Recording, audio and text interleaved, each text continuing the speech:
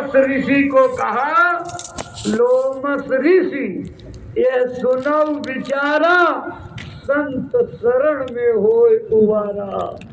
संतों की शरण जाओगे तब, अब पहले तो फांस लिया, अब उपाय बताने से उनको क्या।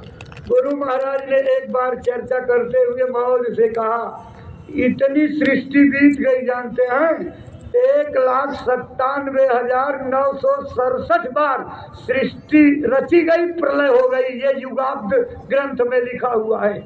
और अभी तक लोमस ऋषि के घुटनों के नीचे के बाल झड़े हुए हैं। अब समझिए कितने ब्रह्मा आएंगे, कितने जाएंगे, और कब तक, तब तक लोमस ऋषि इसी कर्म कांड में फंसे रहेंगे। उसके बाद फिर कभी मनुष्य शरीर मिलेगा। हे भाई बहनों, ये मनुष्य शरीर मिलता नहीं है, हमको आपको बड़े सौभाग्य से मिल गया है। तो गुरु महाराज कहते रहे बर्बाद मत करो। महाराज जी कह रहे हैं एक एक सांस निकलती जा रही है, इस सांस को काम में लो। ये दुनिया तो चलती रहेगी, ये दुनिया के मेले कभी कम नहीं होंगे, लेकिन अफसोस हम नहीं होंगे। तभी तो महात्मा समझाते हैं, भंवरवा के तोहरा संग जाई। कौन तुम्हारे साथ जाएगा? जब जमराजा आन पड़ेंगे, नैनन बह आए नीर, करो रे वह मन की तदबीर। उस दिन को याद करो जब जमराज के दूत आकर के आवाज लगाएंगे, चलो निकलो तुम्हारा समय पूरा हो गया। उस समय हम आप इसमें से निकलना नहीं चाहते हैं।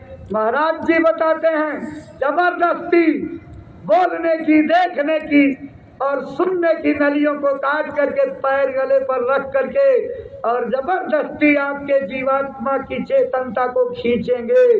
जीवात्मा की चेतनता फैली कैसी है? ऊपर से जीवात्मा की धार आकर के दोनों आंखों के बीच में बैठी हुई है। इसका प्रकाश, इसका अक्ष, इसका भास पैरों तक गया है। और जब अंतिम समय आता है तो पैरों की तरफ से भास धीरे धीरे चटाई की तरफ से समेटा जाता है। और सबसे पहले पैर ठंडे होते हैं। जब ये आले ओले का आविष्कार नहीं था तो डॉक्टर और वैद्य मरते हुए आदमी के पैर की सुन्नता देख करके बता देते थे कि अब इसके प्राण निकल जाएंगे, क्योंकि जब भात सिमटता है तो ये पैर एकदम ठंडे हो जाते हैं। और एक एक चक्र और एक एक नस जब सिमटती है तो एकदम बम जैसे टूटने की आवाज होती है और वो दर्द होता है। महात्माओं ने लिखा है, अगर 1.5 लाख बिच्छू एक साथ डंक मारें, जितनी भयानक पीड़ा होगी उससे हजारों गुना ज्यादा पीड़ा मौत के वक्त और जन्म के वक्त होती है। जन्मत मरत दुसह दुख होई, असहनीय पीड़ा होती है। भाई बहनों, मुसलमानों की किताबों में तो और ज्यादा भयंकर लिखा है। उनकी किताब में लिखा है, एक फरिश्ते जब आकर के तुम्हारी मौत का पैगाम देते हैं, उस समय इतनी तकलीफ होती है, अगर बबूल जैसे पेड़ की एक डाल को काट करके और मुंह के रास्ते डाल करके और पाखाने वाले रास्ते से निकाल दिया जाए, जितनी तकलीफ होगी उससे हजारों लाखों गुना तकलीफ मौत के वक्त होती है। मौत की पीड़ा बड़ी दर्दनाक होती है। जन्म की झेल करके आए हो, मौत की झेलने की तैयारी है। इसलिए उस भयंकर पीड़ा को याद करते हुए, उन तकलीफ के लम्हों को याद करते हुए अपने समय को भगवान के भजन में लगाओ। ये असली काम है। अगर ये काम कर लिया तो सब काम पूरे हो जाएंगे, लेकिन अगर ये काम नहीं किया तो जानते हैं, राम विमुख संपत्ति प्रभुताई, जाई रही पाई बिन पाई।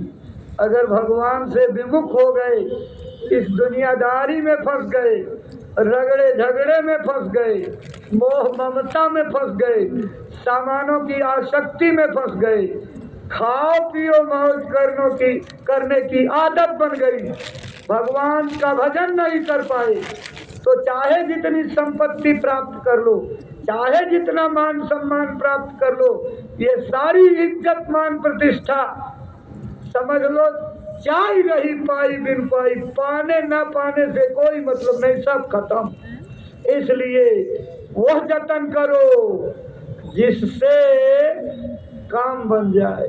भजन करो, भजन। भजन का मतलब भागो इस संसार से, भाग चलो। भजन का मतलब गाना बजाना नहीं, भजन का मतलब कीर्तन नहीं, भजन का मतलब उछलना कूदना नहीं, भजन का मतलब ढोल मजीरा हारमोनियम तबला नहीं। भजन का मतलब जो भज न सके सोई भजन है। आप किसी दुकान पर जाते हो, 100 का नोट लेकर के कहते हो भजा दो इसको। भजने का मतलब खंडों में इसको तोड़ दो। जो भज जाए वो तो भज जाने वाला, लेकिन जो भज ना सके, जो टूट ना सके, उसको भजन कहते हैं। कौन सी चीज है? दुनिया की हर चीज टूट जाती है, ये सारा संसार नासमान है, केवल एक भगवान का भजन न भजने वाली चीज है। भजन तेल की धार, साधना निर्मल साधी। ए भाई बहनों, भजन कहते हैं इस संसार से भागने को। कैसे भागोगे? महात्माओं ने लिखा है भजन के बारे में, कबीर साहब ने समझाया है। जागरी मोरी सूरत सुहागिन जाग, अगर सुहागन बनना है तो हे सोई हुई सूरत जीवात्मा, सोना बंद कर, चिंता और फिक्र से जाग। क्या बड़ी सो मोह नींद में उठी के भजनिया में लागरी मेरी सूरत सुहागिन जाग। जुगों जुगों से तो सो रहे हो, सोते सोते इतना अरसा बीत गया, फिर सोते सोते बीत जाएगा। तुम्हारे इस अनमोल मानव शरीर के पाने का क्या फायदा? इसलिए अब सो मत, जागो, चेतो, इस मानव शरीर को व्यर्थ निरर्थक मत गवाओ और भगवान के भजन में लगो।